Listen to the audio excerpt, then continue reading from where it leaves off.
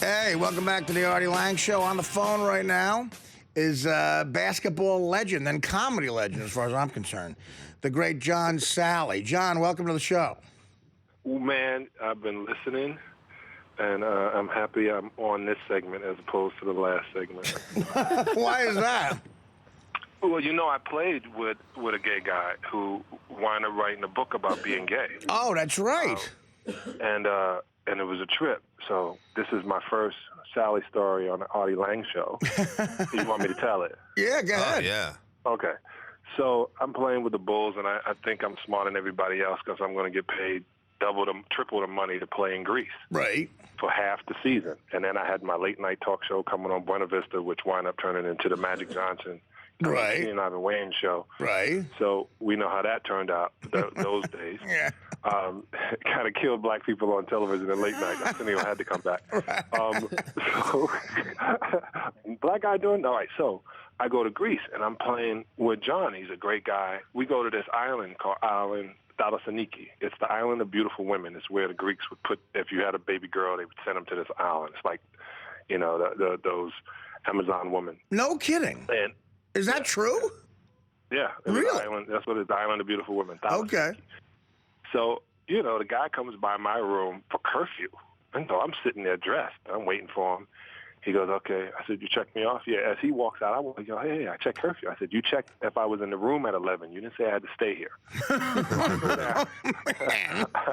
That's for all the kids that want to get out of curfew. Yeah. So I go to John. I go, yo, man, we got to go. This club is popping, man. This guy told me this is the place to go. He goes, no, I'm cool.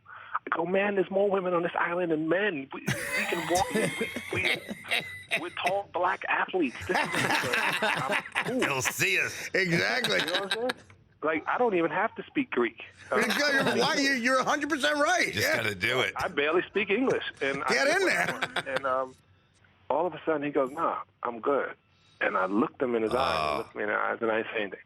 Flash to 12 years later, 10 years later, he comes on the Best Damn Sports Show. Right. And he goes, and so Chris Rose is talking to him. Chris Rose goes, so, you know, it was stiff on what you call. He goes, did Salley know? He goes, Salley knew. Salley got this way of knowing. He said, and what did he do? He said, it's just the way he is. I don't treat anybody different. Sure. All women for me. Yeah, exactly. Why not?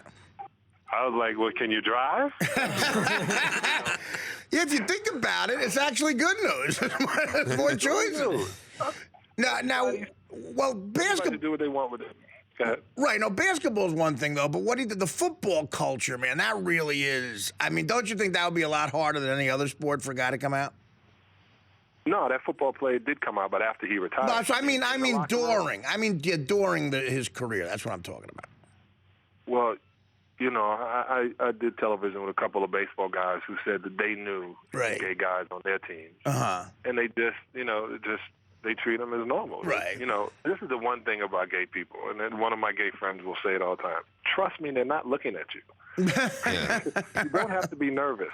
They're not looking at you. Yeah. So, you know, and it's not like the gay guy's going to throw you down, tie you down, and say, stay there while I do this to you. You know, it's not like they're going to gang, you know, all fixation all over you. It's not going to happen. Unless you paid them. Well, I mean, hey, listen, I was never happier to be unattractive and overweight than the week I was in LA County Jail. I'll tell you that much. Nobody went in there. But no, that's a good point. Listen, that's and again, the kid I was talking to when I interviewed him in San Francisco, he's a young kid, and who knows? Hopefully, stuff will change. But talking hoops, man, a lot of crazy stuff going on. How about the streak LeBron's going through here, man? Well, he's on fire.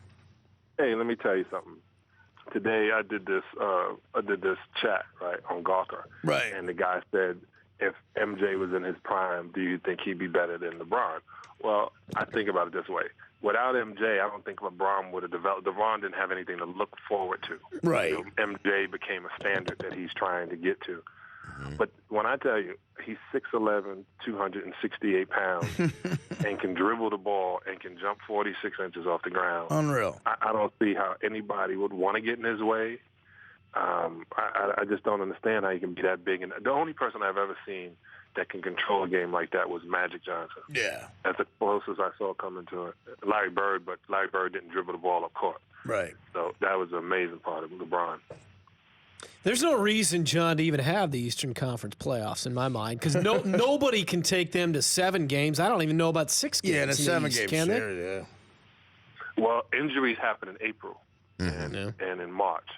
So if there's an injury that happens to them in March and somebody after the All-Star game this weekend, when the trade date is going to be next Thursday, the fact that Memphis even took Tayshaun Prince from Detroit, I never thought he would ever play for anyone else. And then he goes into Memphis and drops 20.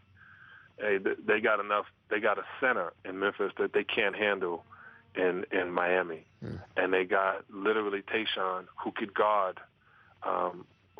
D Wade. Not great, but he can attack him as well.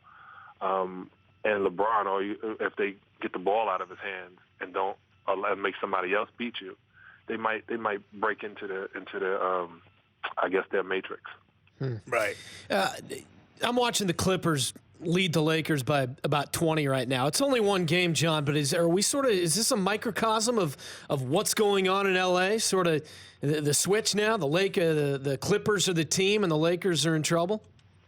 Let me tell you, I remember in 1991 after Magic made that last run and handed the trophy to Michael. From 92 until 99, they were garbage. So they're going right back through that. They were garbage. Yeah. So they went through that 7-year span. They're about to go through it again until somebody gets their head from where it needs to be and bring in the Zen Master.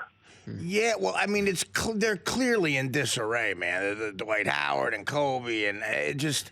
I don't even think Kobe and Dwight Howard got a thing. I think this. There's a really smart guy who coached me in Brooklyn named Barney Davis. Uh-huh. Barney Davis came into my high school and said, "Stop reading the newspaper."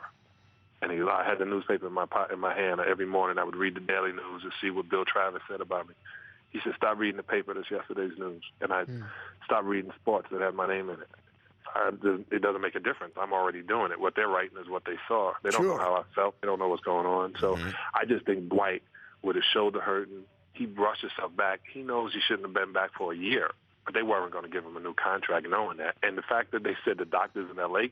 cleared him, I laughed. I was like, shouldn't you have had a doctor in New York or a doctor in Florida? But Kobe cleared him. In L.A. Yeah, Kobe cleared him. Dr. Kobe. Hey, you got to talk to the president has to talk to Kobe just to land in it. That's true. That's a good point. That's a good point. You brought up a good point. Somehow I always wanted to ask an athlete who played on teams like you did, like high-level, real championship teams. Were there any sports writers, maybe just one in particular, if any, that you really had a lot of respect for as far as, like, their knowledge of the game? Oh, yeah, Pete Vesey.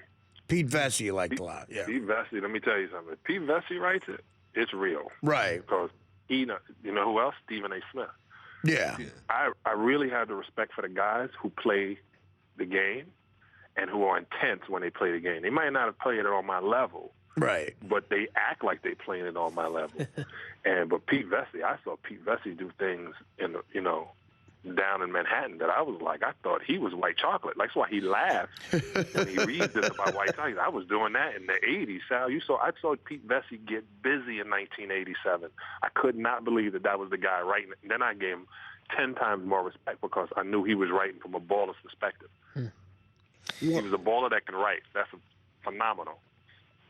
John, earlier I called Oklahoma City the best team in the West, but now the Clippers have their depth back in the backcourt.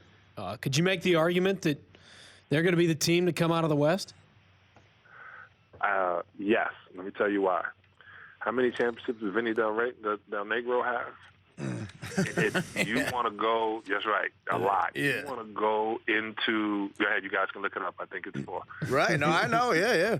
Yeah, you guys can go into the Amazon with somebody who's never been there who read a book all you want. A guy who's been there, who went through this, and who has the horses to do it.